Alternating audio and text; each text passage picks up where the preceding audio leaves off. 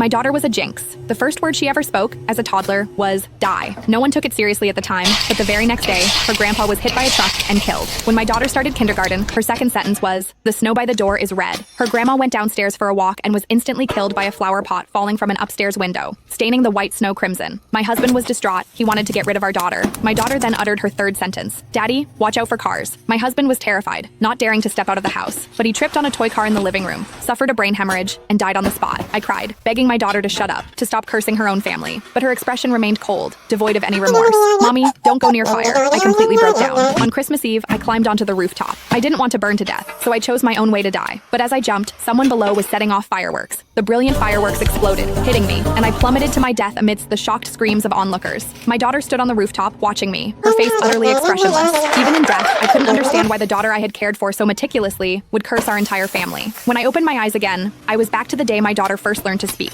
This time, I finally understood what was going on with my daughter's jinx. The moment I opened my eyes, I saw my 1-year-old daughter pointing at her grandpa and saying, "Die." At first, no one reacted. Grandpa was still affectionately teasing her. "What is my sweet little Lily saying? Call me Grandpa, and Grandpa will give you candy." But Lily's small face remained cold, and she repeated, "Die." A wave of fear and anger surged through me. I quickly clapped my hand over her mouth. "Don't say that word. How can you wish for Grandpa to die?" Lily struggled, muffled by my hand, and began to wail, her face turning red from holding her breath. My father-in-law, Arthur, quickly intervened. "She's just learning to talk, Sarah. Why are you getting so upset?" I pressed my lips together, my body trembling uncontrollably. "She's cursing you." Arthur paused, then laughed. "What are you talking about? She's so young. How could she possibly know what die means?" I didn't know how to explain, so I could only tell Arthur to be careful when he went out these days, especially to watch out for cars on the road. Arthur said he understood, but he didn't take it seriously at all. I repeated the warning to my husband, David, who also laughed at me, saying I was overreacting. He looked at Lily tenderly, saying our daughter was anything but a jinx.